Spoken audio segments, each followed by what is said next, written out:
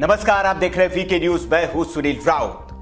दिल्ली देश का हर शहर कोरोना के कहर से जूझ रहा है। सब लोग डरे हुए हैं, सहमे हुए हैं कि कहीं भारत में भी कोरोना वैसा ही अपनी दहशत ना फैलाए जैसे इटली या फिर चीन में फैली हुई है।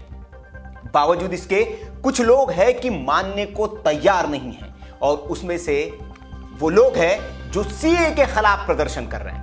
शाहीन बाग वही जगह है। कई लोग इनको समझा रहे हैं कि कोरोना का खतरा है, आप वहां से उठ जाइए, लेकिन ये लोग उठने के लिए तैयार नहीं है। ये लोग कह रहे हैं कि हम सारे प्रिकॉशंस ले रहे हैं, जैसा दिल्ली सरकार ने कहा वैसा हम कर रहे हैं। दूर दूर तख्त डालकर हम लोग बैठ रहे हैं, सैनिटाइजर्स दे रहे हैं, मास्क दे रहे हैं, लेकिन हुआ क्या? हुआ वही जिसका डर था।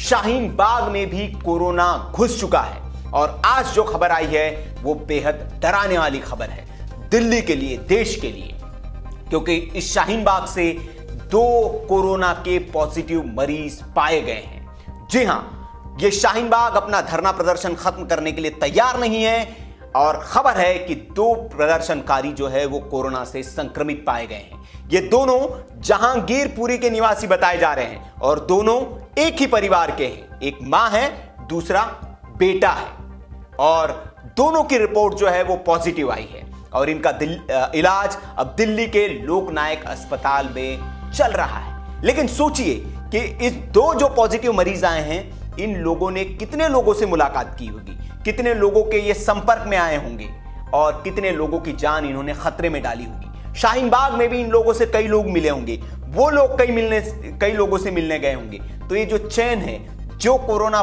फैलाने के लिए सबसे ज्यादा जिम्मेदार है, तो सोचिए कि कितना खतरनाक है। लेकिन फिर भी ये लोग समझने को तैयार नहीं। इन्होंने कहा कि हम किसी से नहीं डरते, कोरोना से नहीं डरते हैं, और ना हमको कोरोना हो सकता है, हम डरते हैं तो सीए से। लेकिन ये बात सिर्फ आपके जान की नहीं है, आपकी वजह से पूरी दिल्ली, देश खतरे में पड़ सकता है।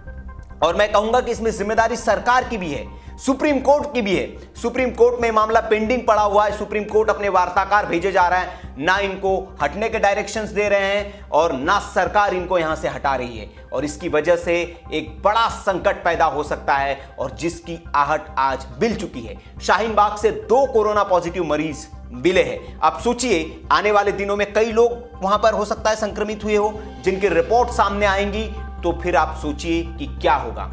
दिल्ली में 26 से बढ़कर आंकड़ा 28 हो गया संक्रमितों का। केजरीवाल जी आ रहे हैं, रोज रोज प्रेस कॉन्फ्रेंस कर रहे हैं, उसमें नई नई चीजें बता रहे हैं। आज उन्होंने कहा कि जो एक जगह 5 से 20 लोग जो संख्या थी, उसको घटा के 5 कर दिया गया है। 5 से ज्यादा लोग एक जगह इकट्ठा नहीं हो सकते, लेकिन शाहीन बाग में इतने लोग इकट्ठा हुए हैं, उस पर केजरीवाल जी कुछ नहीं बोलेंगे। कोई सरकार, न केंद्र सरकार, ना राज्य सरकार, ना सुप्रीम कोर्ट के कल वार्ताकार आए, वहां पर टहला उन्होंने तफरीबाजी की, देख के चले गए वहां से। अब हालांकि 23 तारीख को, कल तो लॉकडाउन है, जनता कर्फ्यू है, उसके बाद 23 तारीख को इन वार्ताकारों को सुप्रीम कोर्ट में अपनी रिपोर्ट्स देनी है।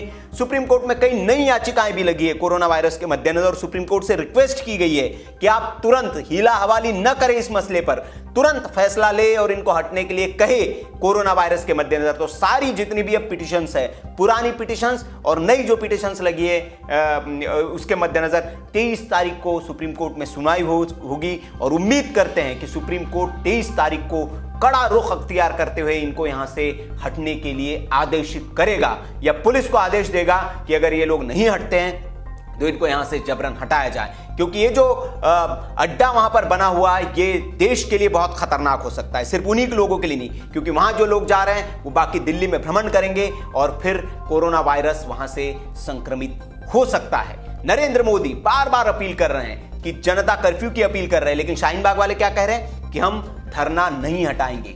शाहीन बाग में प्रदर्शनकारियों का कहना है कि 22 तारीख को भी धरना चलता रहेगा।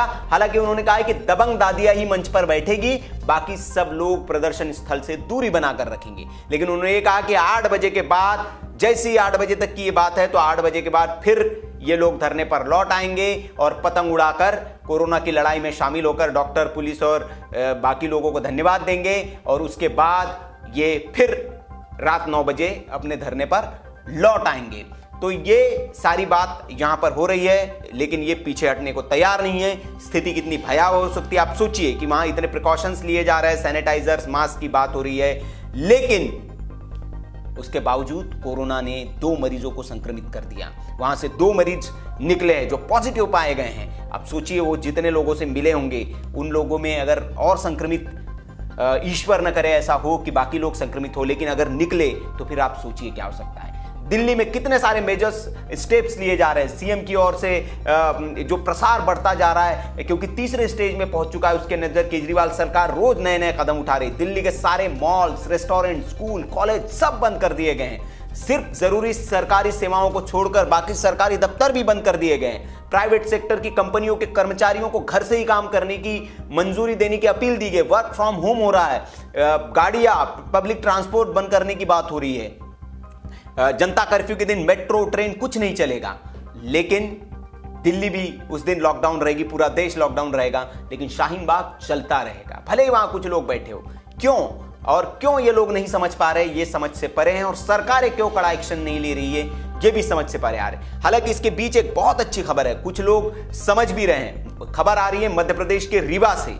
मध्य प्रदेश के रीवा में शाहीन बाग की तर्ज पर ही ऐसा ही एक प्रदर्शन चल रहा था, लेकिन उन्होंने अपने ओर से, खुद के ओर से धरना खत्म कर दिया। 2 महीने से धरना चल रहा था, मुस्लिम महिलाएं यहां पर धरने पर बैठी हुई थी शाहीन बाग की तर्ज पर ही रीवा में, लेकिन उन्होंने धरना खत्म करने का ऐलान कर दिया है। और धरना खत्म करने वाले लोगों का कहना है कि ये फैसला जो उन्होंने लिया है वो कोरोना के खतरे को देखते हुए लिया है, क्योंकि रीवा में रीवा में हालांकि कोई अभी तक पॉजिटिव नहीं पाया गया, लेकिन जबलपुर, मध्य प्रदेश के जबलपुर में 4 लोग पॉजिटिव पाए गए हैं, जिसके बाद मध्य प्रदेश में एहतियात बरती जा रही है। जबलपुर को लॉकडाउन कर दिया गया है 2 दिनों के लिए, 21 और 22 के लिए। तो उसके बाद इन रीवा की महिलाओं ने, मुस्लिम समाज की महिलाओं ने ये फैसला लिया और अपने धरने को खत्म कर दिया। शुक्रवार को ये धरना खत्म करने की घोषणा की और धरना स्थल पर खुद एसडीएम पहुंचे। उन्होंने मुस्लिम महिलाओं से धरना समाप्त करने का जो ज्ञापन था वो प्राप्त किया, और